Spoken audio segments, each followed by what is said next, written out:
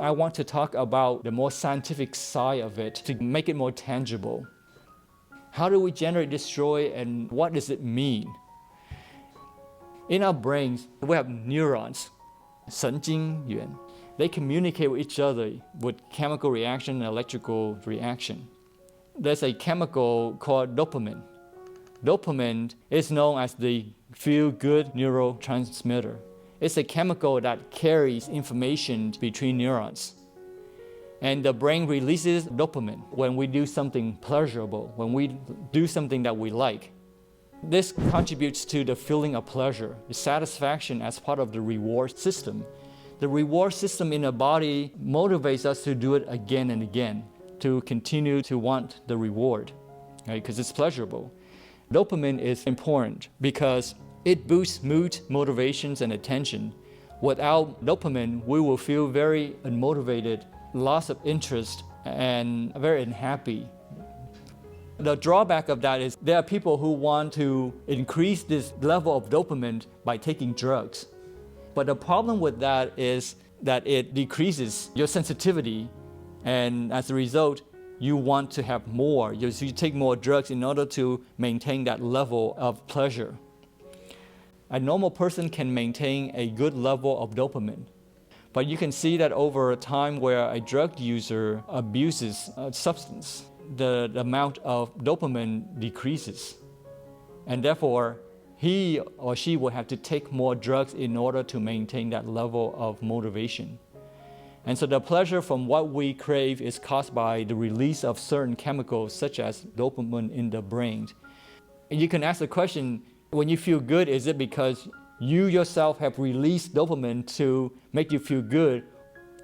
Or is it because the body releases dopamine because of your activities that you feel good? The one in control is the one that can produce dopamine. When you do something, when you engage yourself in something meaningful and you like it, the brain kicks in and it produces dopamine. So the key to success here is not to seek pleasure. So how do you generate happiness?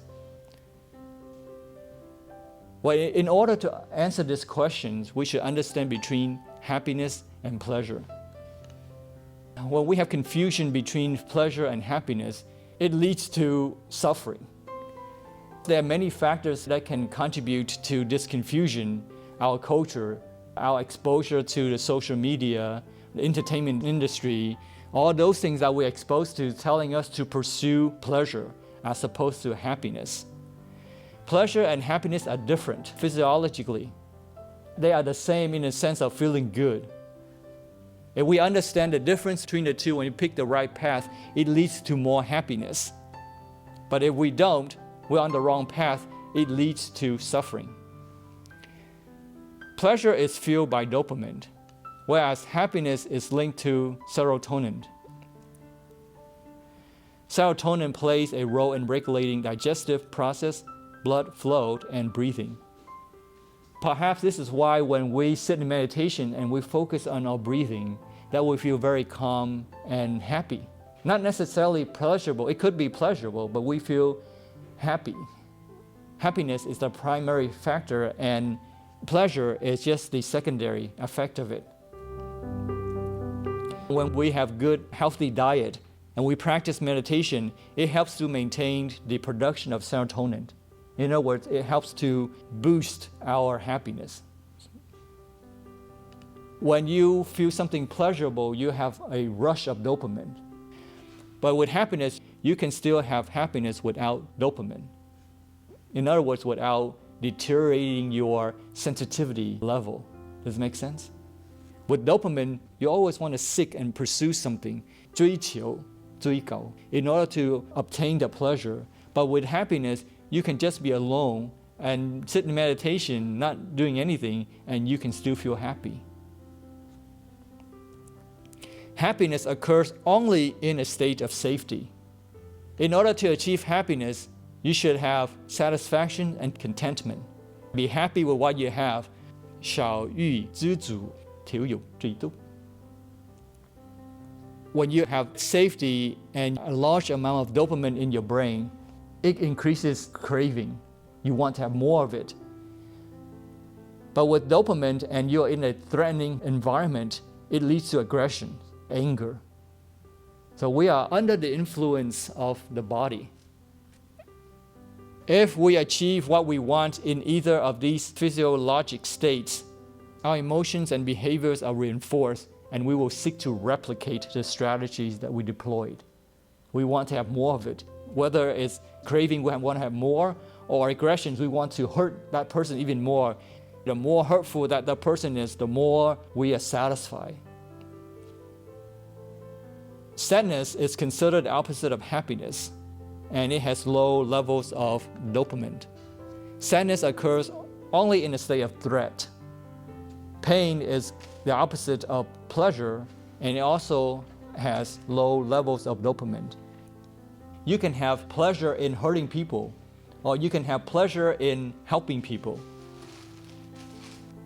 So that's why seeking pleasure is very dangerous, especially when we confuse happiness and pleasure.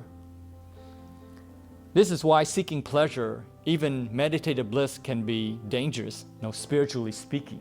Because it makes you want to have more and more, and you neglect all other things.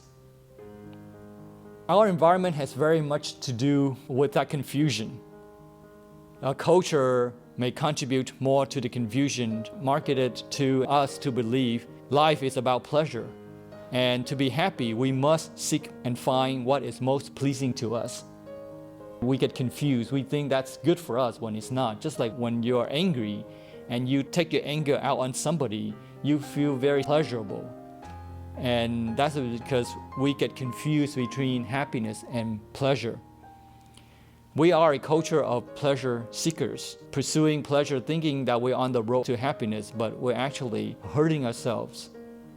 But this road can be dangerous.